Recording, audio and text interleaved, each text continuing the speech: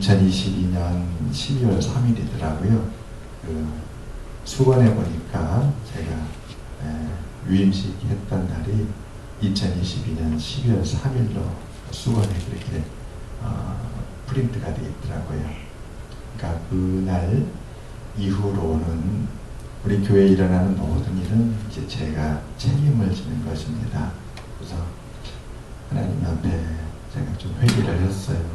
우리 교회가 이렇게 약하게 되고 어려움을 겪고 또 많이 힘들게 된 것은 다 나의 책임이고 내 잘못이구나.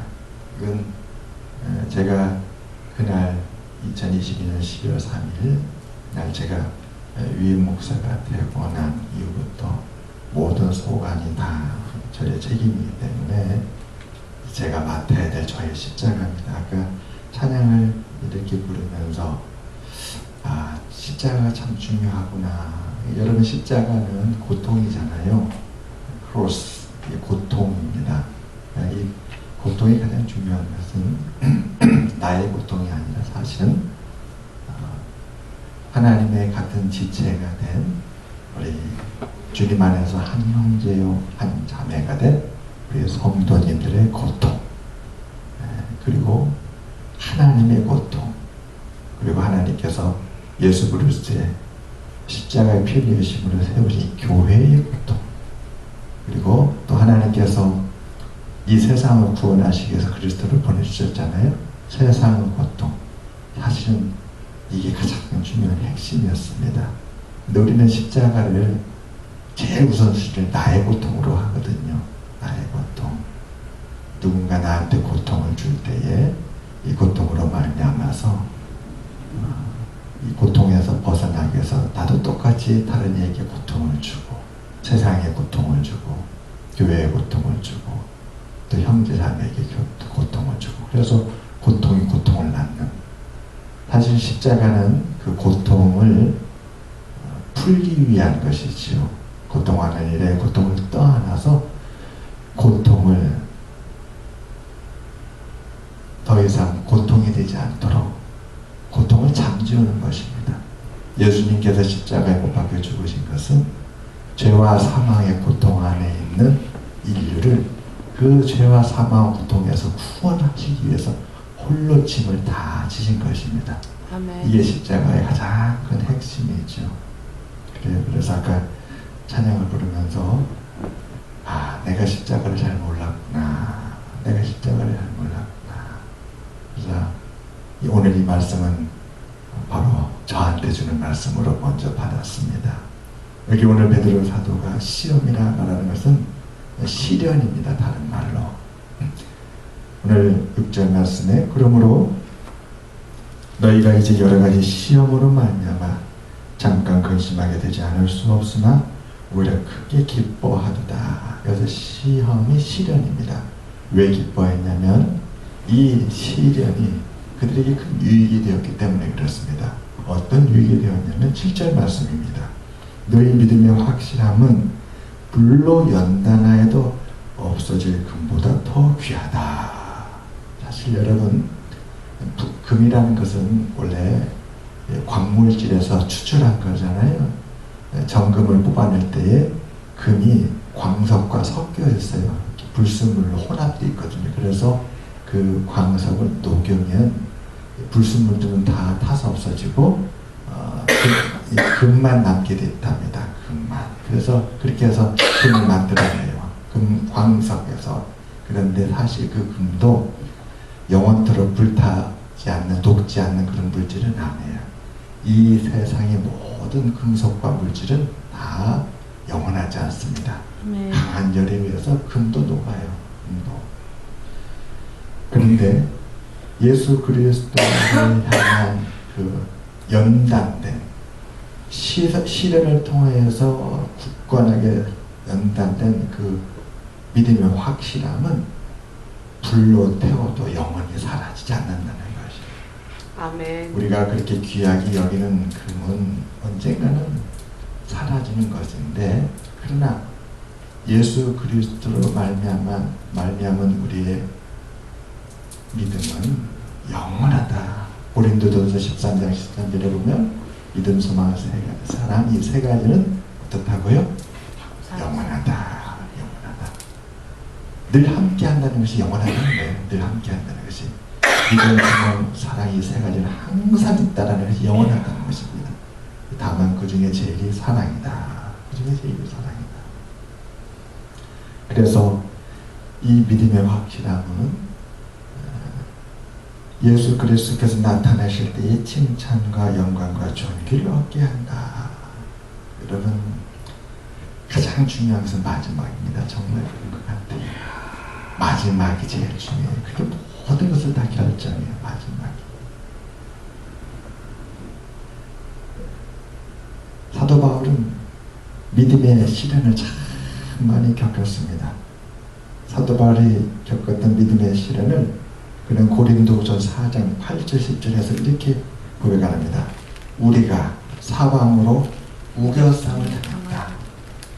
답답한 일을 당했다. 또 박해를 받고 거꾸로 뜨림을 당했다. 또 항상 예수의 죽음을 몸에 짊어졌다. 이렇게 사도 바울은 고백하고 있습니다. 그래요.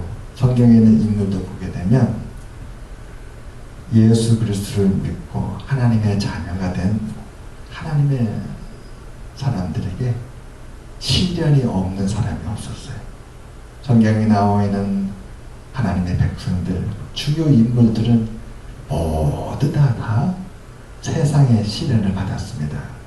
세상의 시련을 받을 수밖에 없는 것은 세상과 소망이 달라요. 가치관이 달라요. 믿음이 달라요. 세상과 하나님의 자녀는 물과 기름이 결코 하나가 될 수 없고 섞여질 수가 없습니다. 그들은 서로 갈등하고 서로를 대적하죠. 가나안 땅에는 가나안 족속들, 하나님께서 그들을 진멸하라고 한 이유는 이스라엘 백성과 전혀 다른 민족이기 때문에 그래요. 그들은 우상을 섬겼고 이스라엘 백성은 하나님을 섬겼잖아요. 가까이 하게 되면 이스라엘 백성들이 그들의 영향을 받아서 우상을 섬기니까, 그들의 좋지 않은 풍습을 따르게 되니까, 그들의 좋지 않은 풍습은 자녀를 갖다가 제물로 불에 던졌어요. 얼마나 끔찍합니까? 자기 자녀를 갖다가 그렇게 화형시켜서 제물로 삼는 이방의 풍속을 절대 따르면 안 되는데, 그들과 같이 하고 가까이 하고 그들을 받아들이면 그렇게 되는 것입니다. 세상은 지금도 그리스도인을 미워하지요. 그리스도인이 세상의 법칙을 따르지 않으니까 세상은 오늘날도 우리 성도들을 핍박하고 또 대적합니다. 여러분, 우리 신앙의 삶에는 근심과 슬픔이 있습니다. 아브라함은 이 땅에 나그네라고 했어요. 나그네. 이 땅이 고향이 아니었습니다. 아브라함의 고향은 하나님이 예비하신 저 천국 있죠. 그곳에 하나님의 도성이 있다고 그렇게 고백했습니다. 그래서 아브라함은 자기 자신 이 땅에 거류민이요 나그네로 살았다. 그렇기 때문에 세상과의 갈등은 피할 수 없는 것입니다. 그리스도는 이 땅에 살면서 외로움도 겪고 또 근심하며 슬퍼합니다. 우리 그리스도인이 겪는 시련은 참으로 여러 가지 모습으로 다가옵니다. 시련은 결코 한 종류가 아닙니다. 얼마나 많은 시련이 있는지 모릅니다. 우리가 욥기를 보게 되면 사단도 시련을 주잖아요. 하나님 앞에 와서 욥을 고소합니다. 하나님, 욥은 정직하지 못하고 그는 의롭지 못합니다. 하나님 하면서 하나님께 그 욥을 시험하도록 시련을 주도록 요구를 하죠. 하나님은 그 사단 때문에 욥에게 시련을 줍니다. 그렇게 해서 욥은 시련을 받았습니다. 우리가 이 땅에 살면서 겪는 시련은 얼마나 여러 가지 종류이고 많은지 모릅니다. 우리는 세상 사람들과 다른 삶을 삽니다. 관습도 다릅니다. 그렇기 때문에 우리를 지켜보는 세상 사람들은 우리를 싫어하고 혐오합니다. 우리는 그러한 시련을 이겨내야 되고 또 그 시련을 갖다가 맞닥뜨려야 됩니다. 아멘. 여러분, 주님은 어떠셨습니까? 이 땅에 오셔서 우리 복음서에 보게 되면 주님이 어떤 모습으로 이 땅에서 살았는지 우리에게 너무나도 분명하게 보여줍니다. 주님은 악을 행하시지도 않았고 거짓말도 하지 않으셨습니다. 오히려 사람들을 고쳐주셨고 선을 행하고 또 천국 복음을 전하셨죠. 그래서 죄인들을 하나님께 인도해 주셨습니다. 이 땅에 소망이 없는 사람들에게 하늘나라의 소망을 주셨습니다. 그럼에도 불구하고 예수님은 반대를 받으셨고 시련을 겪었잖아요. 십자가에 못 박으셔서 말벗어지게 한 사람들은 예수님께 은혜를 받았던 많은 사람들이었습니다.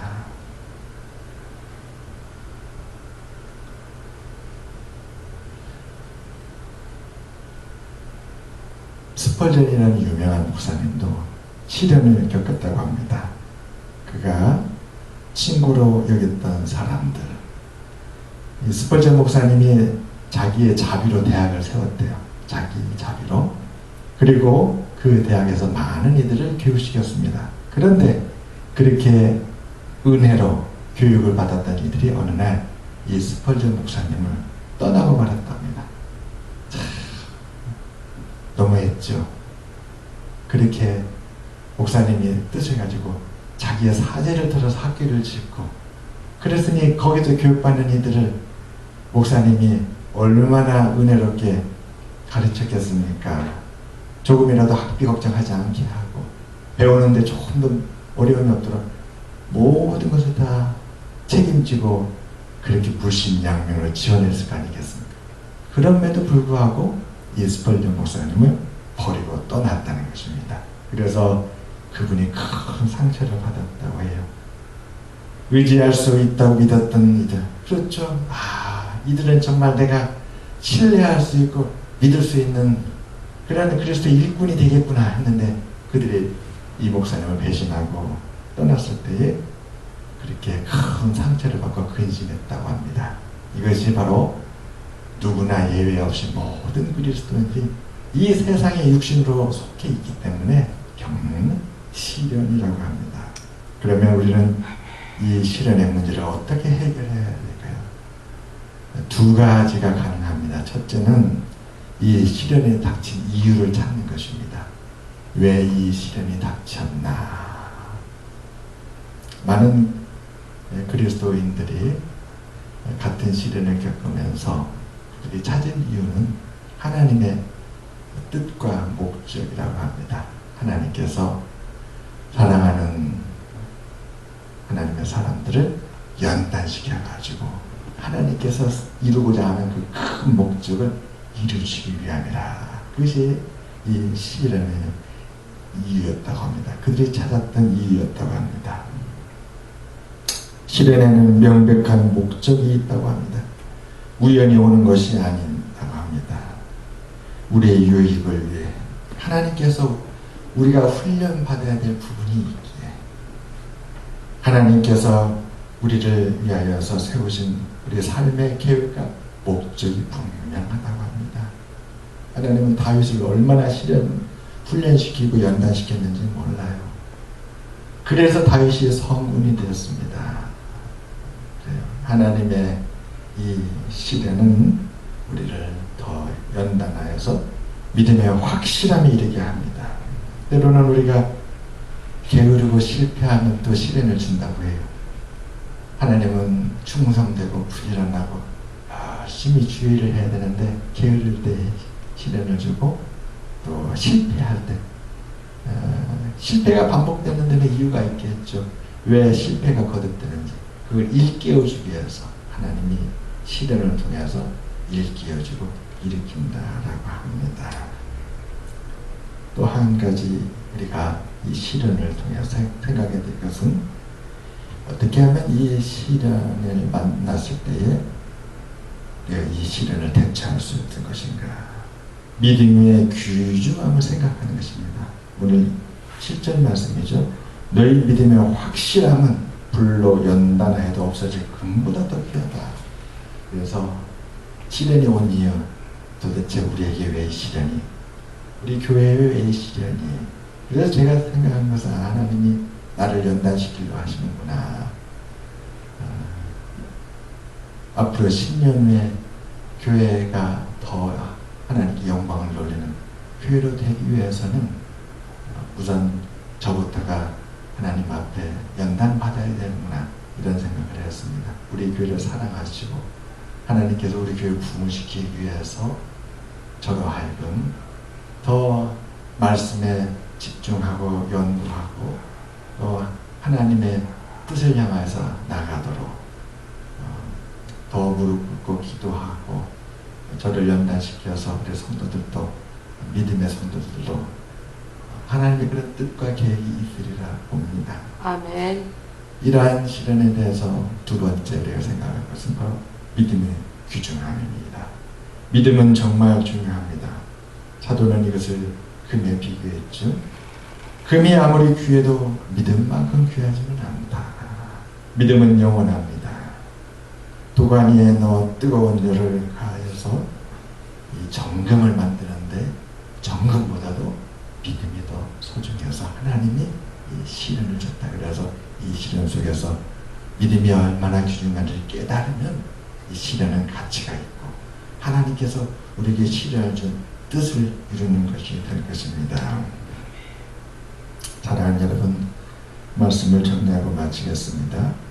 우리가 하나님의 손 안에 있는 것을 감사드리시기를 바랍니다. 그래요. 여러분 직장 생활도 참 힘들지요.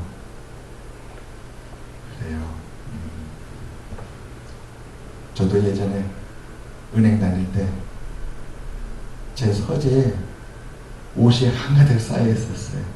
왜 그러냐면 아침 6시에 가서 저녁 10시, 11시에 들어오는데 옷을 던지는 것밖에 할 수가 없는 거예요. 지쳐가지고 그냥 옷을 던져놓은, 그걸밖에 다른 거 생각할 겨를이 없어요. 시간이 되고 옷이 쌓여있는데 주말 되면 왜 그렇게 무기력해지는지. 왜냐면 월요일부터 토요일까지 진을 다 빼고 나니까 토요일날 오후부터 주말 내내 무기력하고 기력이 없는 거예요. 직장생활 참 힘들고 어렵지요. 참 어렵습니다. 그렇지만 우리가 주님의 손 안에 있음을 믿으시기를 바랍니다. 아멘. 하나님께 우리 순종합시다. 하나님께 순종하면 하나님 우리 복을 주세요. 마지막이 중요하다 그랬죠. 마지막이 인내하고 하나님 말씀을 따라하고 믿음의 삶을 살아가면, 믿음의 삶이 사실 롤러코스터 같잖아요. 올라갔다 내려갔다가 우리 의지는 약하니까 어느 때는 선 것 같은데 어느 때는 의지가 약해서 꺾여지고, 또 기도도 어떨 때는 잘 되다가 또 안 되기도 하고, 예배드릴 때 마음이 믿음이 참 충만했는데 어느 순간에 세상 사람과 별 차이 없는 것 같아 보이기도 하고, 이렇게 롤러코스터입니다. 그러나 포기하지 마십시다. 아까 우리 기도할 때 낙심하지 말고 포기하지 말라고 하잖아요. 영어로 말하면 never give up. 요즘 제가 영화를 보는데 버트 멀러라는 사람이 영화를 봐요. 67세에 세계 기록을 세웠어요. 멀러 오토바이로. 그게 싫어합니다. 그분이 1899년에 태어났는데 그리고 거의 80세에 세상을 떠났어요. 1979년인가. 이분이 1962년부터 시작을 해서 오토바이 세계 기록에 도전했어요. 근데 그분의 오토바이가 어떤 오토바이냐면 1920년에 만들어서 47년 된 오토바이였어요. 그러니까 그 대회에 출전했을 때 사람들이 출전을 갖다가 막았어요. 왜냐하면 47년 된 오토바이라 너무 나이가 가지고 어떤 사고가 날지 모른다. 그리고 이번에 나이가 60이 넘었는데 또 이 경기 출전했다가 큰일 난다. 그래서 대회 운영위원들이 다 책임을 진다. 그래서 못하게 했어요. 그런데 그분이 그 대회에 참가해가지고 오토바이 속도대로 330km가 나왔어요. 그래가지고 세계 신기록을 세웠다고 합니다. 그분이 주장하는 게 뭐냐면 포기하지 마세요. 꿈을. 나의 꿈은 단 5분이라도 새처럼 날아가고, 그래서 그 속도를 느껴보고 싶은 것이 평생의 소원이었는데 그걸 이루었다는 거예요. 그래 그 대회에 그분이 9번 출전해서 9번 트로피를 받았대요. 그리고 79세 나이로 심장병으로 돌아가셨다고 합니다. 사랑하는 여러분, 우리 꿈을 갖고 포기하지 맙시다. 오늘의 시간은 하나님이 10년 후 우리 교회를 더 부흥시켜주고 아름다운 교회로 또 함께 믿음 생활하고 예배드리는 우리 모든 성도님들도 더불어서 함께 하나님 앞에 영광을 돌려 큰 축복을 받고 아름답고 복된 삶을 가게끔 하기 위한 하나님의 뜻과 계획이 있는 줄 믿습니다. 아멘. 네. 감사합니다. 기도하겠습니다. 하나님 아버지요,